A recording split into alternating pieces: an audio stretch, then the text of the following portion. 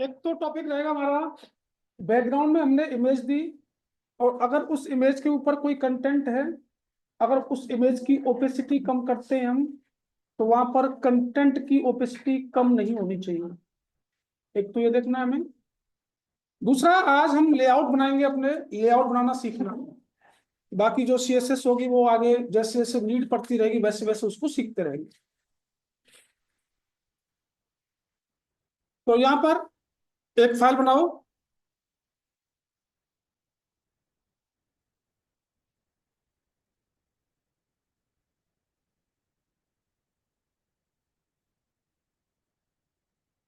और हमें एक इमेजेस की जरूरत है।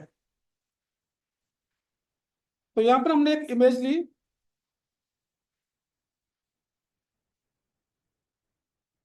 और इसको पेस्ट कीजिए अपने फोल्डर में।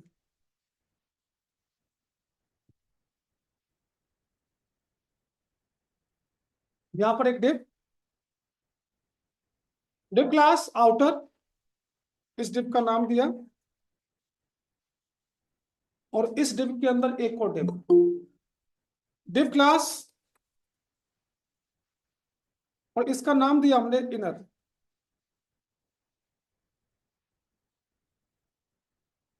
इस इनर वाले डिव के अंदर कुछ कंटेंट भी है, एक H2 हेडिंग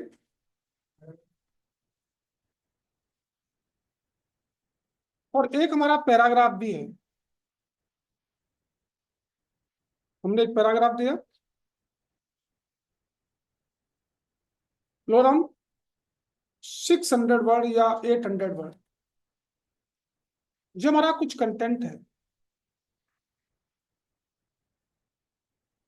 सीएसएस की तरफ आइए। डॉट आउटर,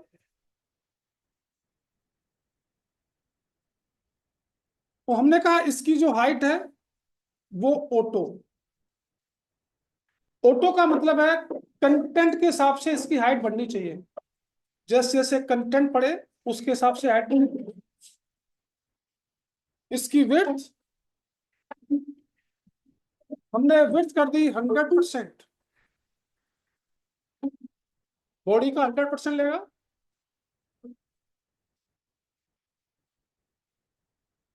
और यहां पर एक इसकी पोजीशन दी हमने रिलेटिव।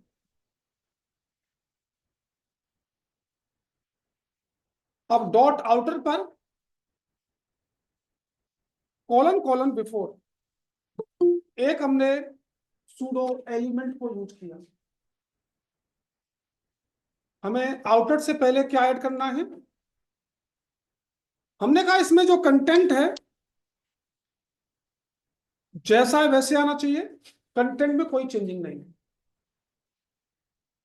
इसके बैकग्राउंड में एक इमेज लगाओ, बैकग्राउंड यूआरएल, और इमेज का नाम है हमारा pic5.jpg।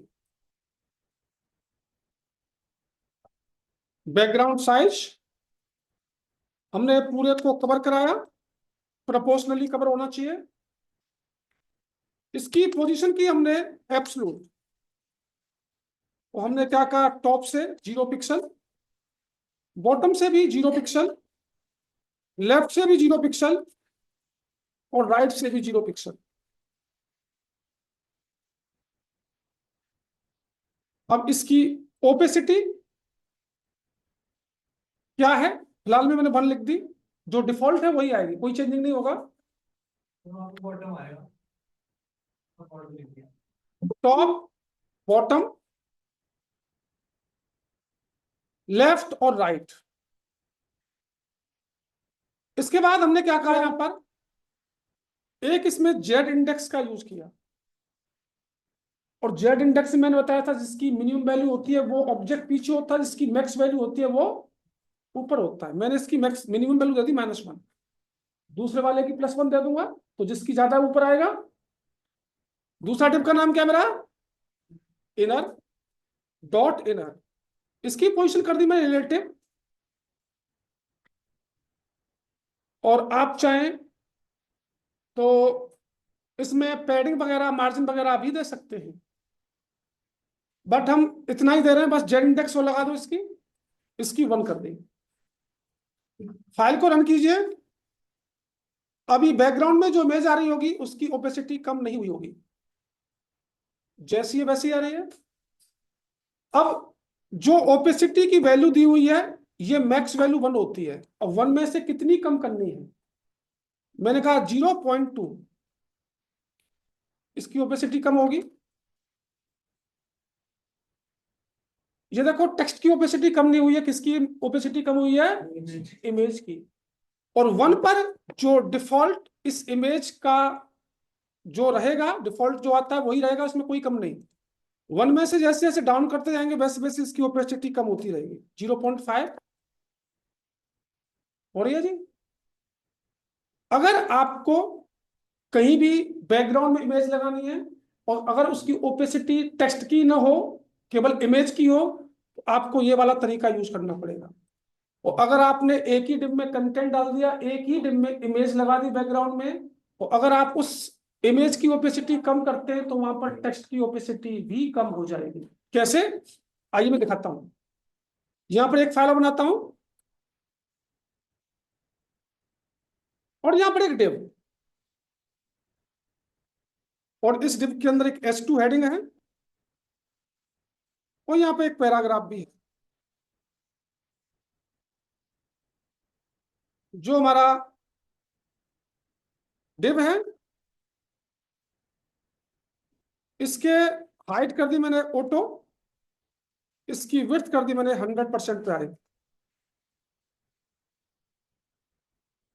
इसके बैकग्राउंड में मैंने एक इमेज लगाई और इमेज का नाम है pic5.jpg। तो ये बैकग्राउंड में इमेज आ चुकी होगी, आ रही है।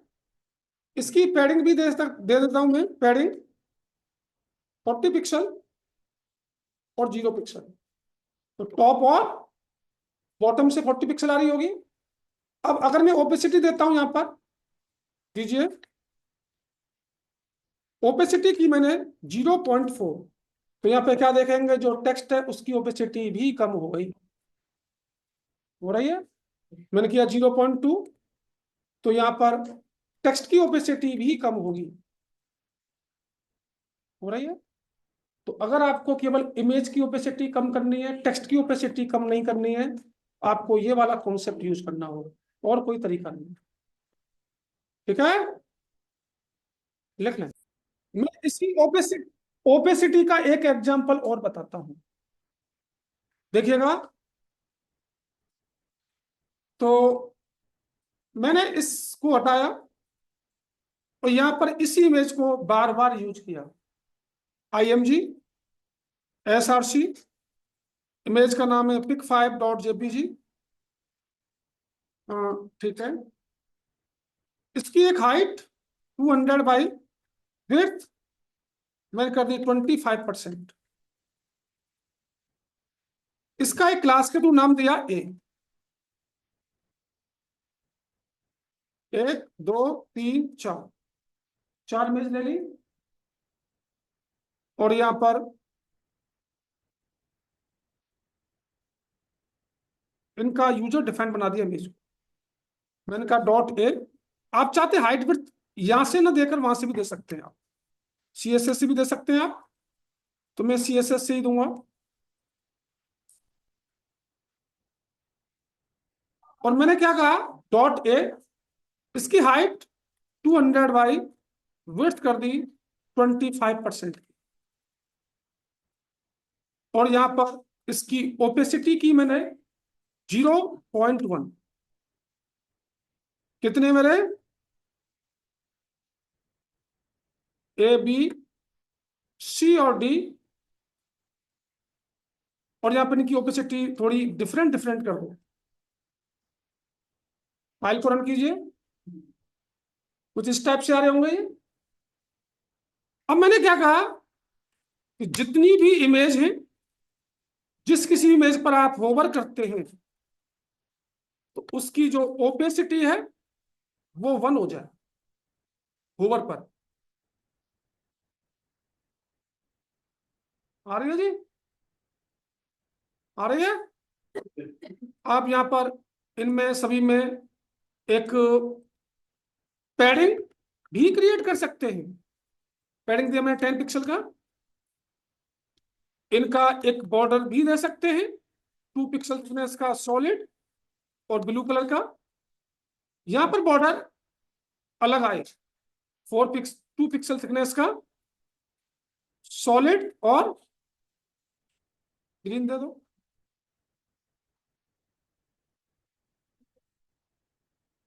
ठीक है जी। लिखें क्या लिखूं? यहां पर एक और फाइल बनाओ।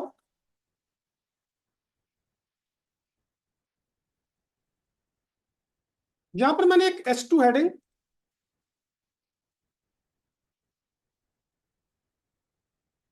और एक पैराग्राफ।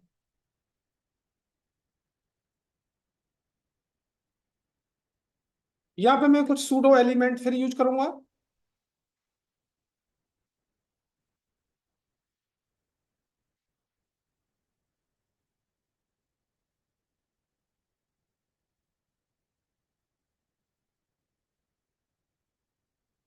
Colon colon selection. इसका मतलब यह हुआ बॉडी में से कुछ भी डाटा सेलेक्ट करते हैं, उसका बैकग्राउंड येलो ग्रीन और फॉन्ट का कलर रेड आना चाहिए।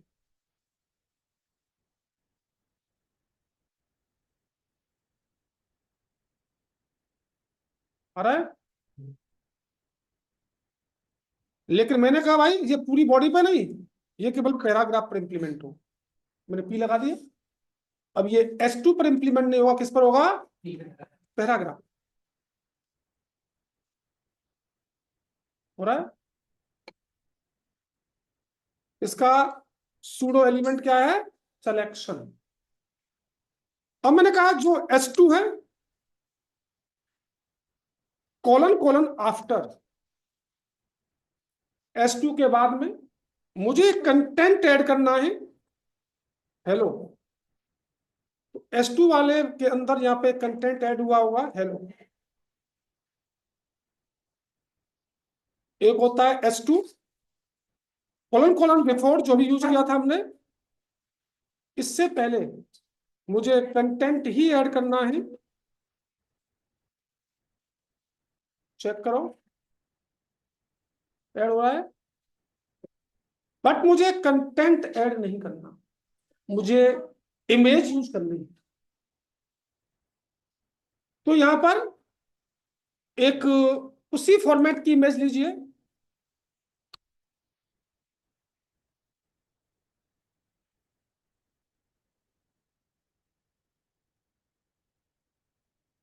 और इसको अपने फोल्डर में सेव कीजिए।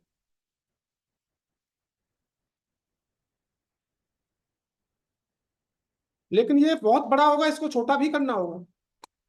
अगर इमेज छोटी करनी है आपको, इसको पेंट में ओपन कर लो फिलहाल के लिए और रीसाइज मैंने कर दिया 15x15। सेव किया। तो यहां पे भी वही S2 कॉलन कॉलन आफ्टर, और यहां पर कंटेंट के अंदर ही आपको URL देना पड़ेगा। कंटेंट ही तो ऐड कर रहे हैं हम। और यहां पर उसका नाम है a.jpg। चेक करो आ गया। बीच में देखते होंगे कुछ, अगर आपको आइकन टाइप के लगाने होते हैं तो वो इसी से लगेंगे। इसी तरीके से अगर आप यहाँ पे बिफोर का यूज करते हैं तो ये पहले भी लग जाएगा। आ रहा है? लिखें बनाओ जी एक फाइल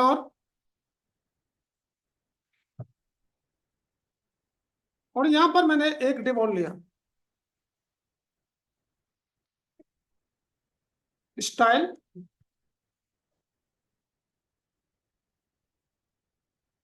और इस डिव के अंदर मेरा एक पैराग्राफ उसके बाद एक इमेज का नाम है pic5.jpg। इसकी हाइट यही दे देता हूं, हाइट कर दी मैंने 150 पिक्सल की, और इसकी विड्थ कर दी मैंने 20% की। उसके बाद इसको क्लास के थ्रू एक नाम और दे दो। मैंने एक और पैराग्राफ लिया, लोरम 700 वर्ड, एक और इमेज, यही इमेज हमारे पास, इसका नाम कुछ और दिया मैंने, बी।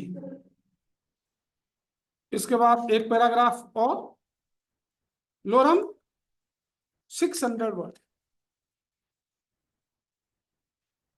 यहां पर ये कंटेंट कुछ इस तरीके से आ रहा होगा, पहले पैराग्राफ फिर इमेज फिर पैराग्राफ फिर इमेज फिर पैराग्राफ। अब यहाँ पे ये देखो, ये कंटेंट हमारा मतलब जो स्पेसिंग है, ये इमेज जो है पूरा 100% को कवर कर रहा है, लेकिन हम चाह रहे हैं भाई कंटेंट यहीं से कंटिन्यू लिखना चाहिए यहाँ से, और एक इमेज हमारी लेफ्ट में और एक इमेज राइट में जानी चाहिए, और कंटेंट कंटिन्यू आना चाहिए, स्पेसिंग जो आ रही है स्पेसिंग नहीं आनी चाहिए। तो पहले वाली इमेज का नाम क्या है, डॉट ए। हम करेंगे फ्लोट, ये लेफ्ट में शिफ्ट हो जाए। जैसे ही फ्लोट लेफ्ट किया, जो स्पेसिंग था वो खत्म, स्पेसिंग खत्म। दूसरी इमेज का नाम क्या है, डॉट बी। हमने कहा फ्लोट के थ्रू ये कहा जानी चाहिए, राइट में, वहां से भी स्पेसिंग खत्म। अब यहां पर पैडिंग दीजिए थोड़ा सा दोनों में, मैंने पैडिंग दिया 10 पिक्सल, इसमें ही पैडिंग दीजिए, थोड़ा कंटेंट दूर आएगा, तो padding left right top bottom से आ रही होगी, तो कंटेंट थोड़ा दूर हो जाएगा। हो गया। अब यहां पर मुझे करना क्या है, जो हमारा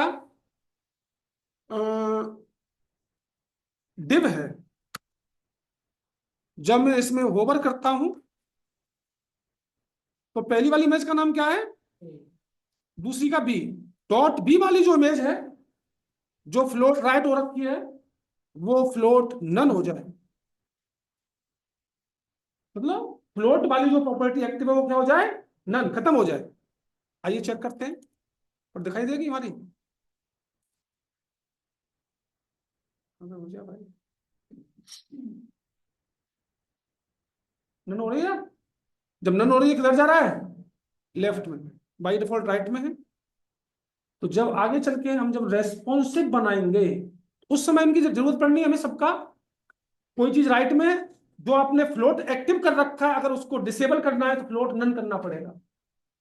मोबाइल मोड पर जाएगा, तो मोबाइल मोड पर हम क्या करेंगे, इस इमेज को 100% पर, इस कंटेंट को 100% पर करना पड़ेगा, नहीं करना पड़ेगा। तो उस कंडीशन में क्या करना पड़ेगा, इस इमेज को जो फ्लोट राइट है उसको नन करना पड़ेगा, और राइट करने के बाद इसकी विड्थ लो, विड्थ और दे देता हूं यहां पर, इसकी विड्थ कर दो 100%। यहीं पे दिखा देता हूं, ये देखो कुछ इस तरीके से होना है, आगे 100% पर आ रही है। वो लगवाते इमेज रेस्पॉन्सिव नहीं है अभी, लेकिन 100% पे आई, इमेज भी रेस्पॉन्सिव हो गया आगे चलो। लिखे जी क्या, एक और फाइल बनाओ,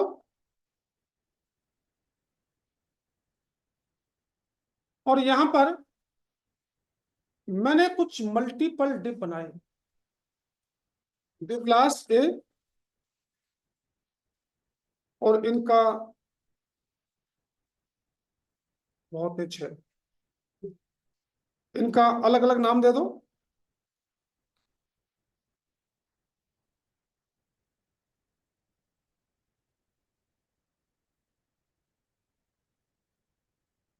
स्टार्टिंग पर आइए,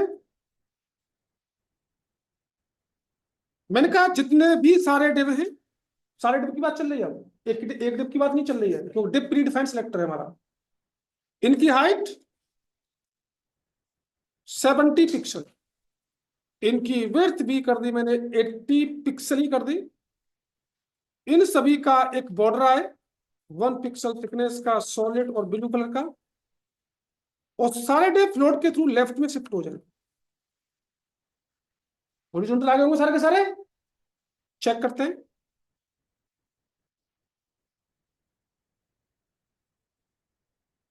बीच में स्पेसिंग चाहिए, क्या दूंगा, मार्जिन, मार्जिन चारों तरफ से दे दो 4 पिक्सल का,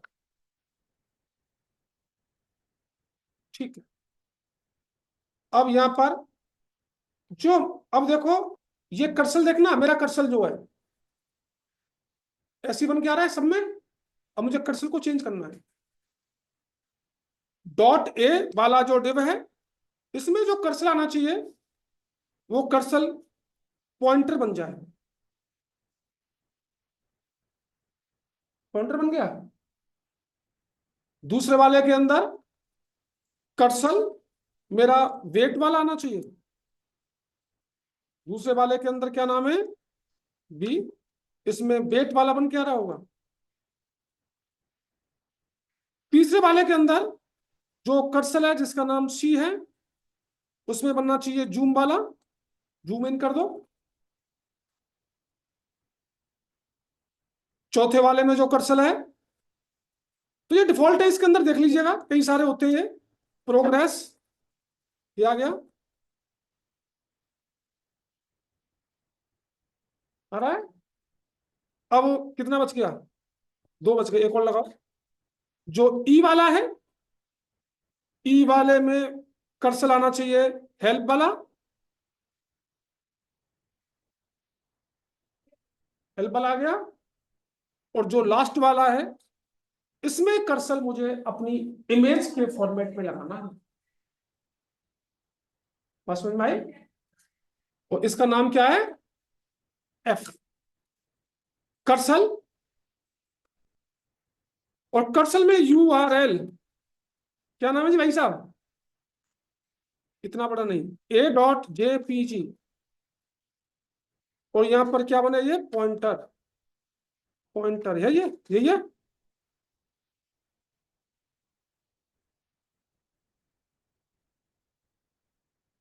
बन गया पॉइंटर, इमेज आ गई आपकी। अभी छोटी थी, थोड़ा सा बड़ा कर सकते हैं आप चाहे तो इसको। आपके कर्सर पर इमेज भी आ चुकी है, ठीक है। इस तरीके से आप कर्सर को चेंज कर सकते हैं अपने हिसाब से, जहां एक और फाइल बनाएं।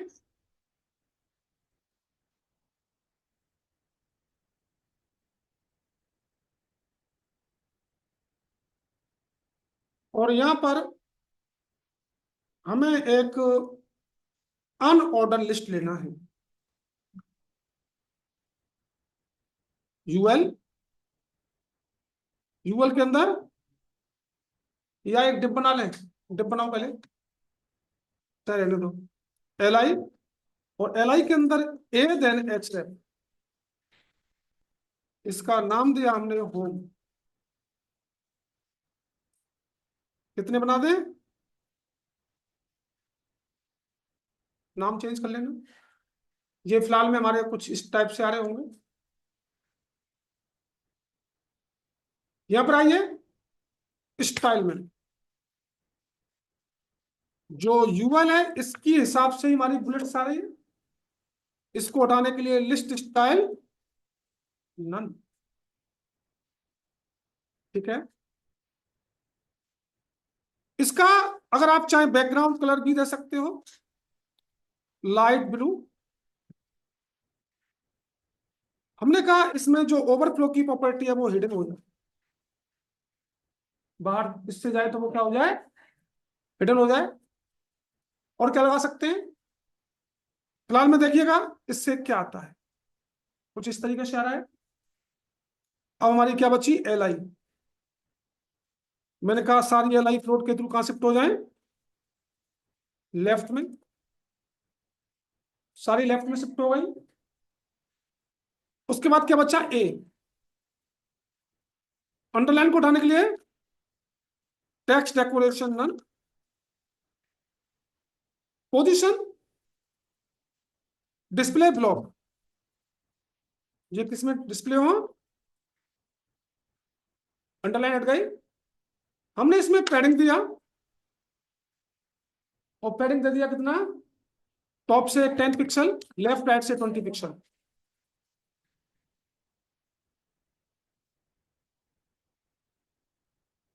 आया जी। इसके बाद यहां पर आइए, जब हम ए पर होवर करें इसका बैकग्राउंड कलर ब्लू और फॉन्ट का कलर व्हाइट आना चाहिए। आ रहा है? लिख लें, क्या लिखना है? जो ये होवर का इफेक्ट आ रहा है, ये होवर का इफेक्ट फर्स्ट वाले पर नहीं आना चाहिए, और फर्स्ट वाले पर होवर का इफेक्ट कुछ और आए। तो फर्स्ट वाले को मैं यूजर डिफाइन बना दूं, यहां पर आईडी मैंने कर दिया माई लिस्ट, यहां पर लगाओ हैश माई लिस्ट, इसका बैकग्राउंड कर दिया हमने ऑरेंज।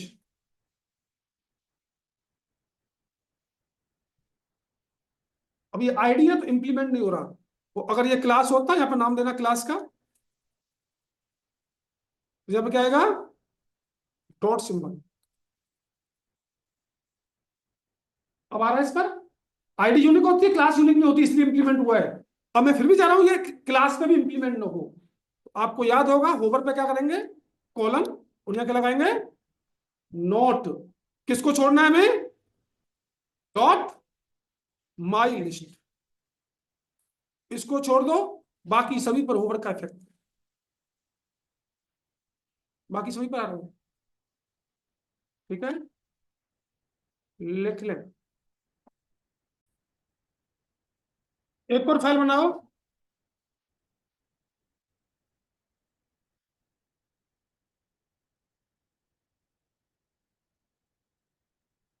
मैंने यहाँ पे एक H1, एक S2,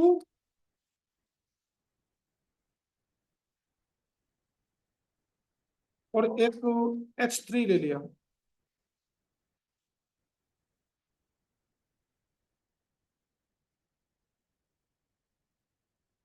अभी तक आप कलर, फॉन्ट का या बैकग्राउंड का कलर का नाम देते आ रहे थे, है ना? आपको कलर के नाम 2 4 6 10 20 पता होंगे। लेकिन यहां पर हमें क्या करना होगा? कलर देने के 3 तरीके होंगे यहाँ। जो H1 है, इसका बैकग्राउंड मैंने एस्टिमेट बताया था RGB, बताया था नहीं बताया था? Red green blue. अब मुझे इसको ब्लैक कलर बनाना है, तो तीनों की वैल्यू 0। ब्लैक कलर बन गया, तो S2 के बैकग्राउंड में ब्लैक कलर आ गया। अब मुझे इसको रेड कलर बनाना है, तो R की वैल्यू मैक्सिमम देनी पड़ेगी, और मैक्स वैल्यू कितनी होती है? 255। रेड बन गया। और यहां पर अगर इसमें ग्रीन मिक्स कर दोगे, तो ये कलर कुछ और बन गया। तो कहने का मीन से हुआ, जब आप यहाँ पर क्लिक करेंगे तो आपको जो कलर चाहिए, यहाँ से कोई भी कलर सेट कर सकते हैं, तो आपको RGB की वैल्यू मिलती रहेगी, वही कलर आ जाएगा। अब यहाँ पर मुझे जो कलर सेट किया है, मुझे इस कलर की ओपेसिटी कम करनी है। तो वही तरीका ओपेसिटी के लिए, अगर मैं यहाँ पर ओपेसिटी लगाता हूं, और ओपेसिटी में कहा 0.4, तो यहाँ पे आप देखेंगे टेक्स्ट की ओपेसिटी भी कम हो गई होगी, हो रही है। मैं करता हूं 0.2, तो यहाँ पर टेक्स्ट की ओपेसिटी भी कम हो रही होगी, हो रही है। ठीक है। अब दूसरा मेरा S2, background RGBA, A for alpha, A for alpha. Red colour बनाता हूं मैं इसको 255,0,0, एल्फा की वैल्यू 1, मतलब वही ओपेसिटी है यहाँ पर एल्फा में। मैंने 1 दिया, तो 1 का मतलब ओरिजिनल कलर आना चाहिए आपका। थोड़ी सी पैडिंग दे दो इसमें, पैडिंग 20 और 0, तो वही आनी चाहिए। जो रेड कलर है आपका वही आ रहा है। अब मुझे इसकी ओपेसिटी कम करनी है, तो जो एल्फा की वैल्यू है वो आपको कम करनी है। मैंने कहा 0.2। अब यहाँ पे देखेंगे कलर की ओपेसिटी कम होगी, टेक्स्ट की ओपेसिटी कम नहीं होगी। टेक्स्ट की तो नहीं हुई है, कलर की हुई है, तो A फॉर एल्फा। दूसरा तरीका है S3, बैकग्राउंड एक होता है हमारा हेक्साडेसिमल नंबर। नंबर सिस्टम पढ़े होंगे आपने, तो 4 टाइप के नंबर सिस्टम होते हैं, बाइनरी, ऑक्टल, डेसिमल और हेक्साडेसिमल। और हेक्साडेसिमल में 16 डिजिट होती है। हेक्सा मीन 16, 0 से लेकर 15, लेकिन 10 को 11 को भी बोलते होंगे, पढ़ा होगा आप लोगों ने। तो यहां पर वही RGB, आर की वैल्यू 2 डिजिट की, आर की वैल्यू होगी, 2 डिजिट की जी की वैल्यू होगी, 2 डिजिट की बी की वैल्यू। तो यहाँ पे हैश सिंबल लगाना होता है जब आप हेक्साडेसिमल नंबर यूज करेंगे। तो पहले सबको मैं 0 0 करता हूं, ये रेड की, ये ग्रीन की, ये ब्लू की। ब्लैक कलर आ रहा होगा। अब इसको रेड बनाना है, तो स्टार्टिंग की 2 डिजिट जो है किसकी है, वो रेड की। मैक्सिमम वैल्यू कितनी, 15। 15 को क्या बोलते हैं, एफ। बन गया जी रेड का। भाई एफ ही तो था 15, 15 को क्या बोलते हैं, एफ बोलते हैं। तो मैक्स वैल्यू क्या होगी यहाँ पर, 15। तो 15 को हमने ऐड कर दिया, ये 0 0। अगर मैं मुझे ब्लू बनाना है, तो इसको एफ एफ करना पड़ेगा, ब्लू आ जाएगा। और अगर इसमें रेड कलर मिक्स कर दूं, मैं लिखा A9, ये कलर कुछ और बन गया। बन रहा है। आप जब हेक्साडेसिमल नंबर यूज करेंगे तो यहां से आप जो भी चाहिए आप यहां से यूज कर सकते हैं। आ रहा है जी।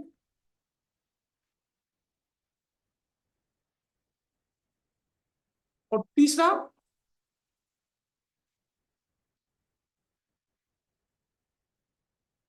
H1। मैं उसमें दिखाता हूं आपको। मैंने एक इनपुट टाइप कलर में दिखाया था आपको, इनपुट टाइप कलर, उसमें दिखाता हूं आपको। पहला है RGB, डाउन कीजिए। दूसरा HSL, ये दूसरा तरीका है। तीसरा है हमारा हेक्साडेसिमल। तो यहां पर HSL ये परसेंटेज में चलता है, 0%, कितने परसेंट देना आपको, HSL के थ्रू इसकी वैल्यू उठा सकते हो। तो यहां पे लिया मैंने H1।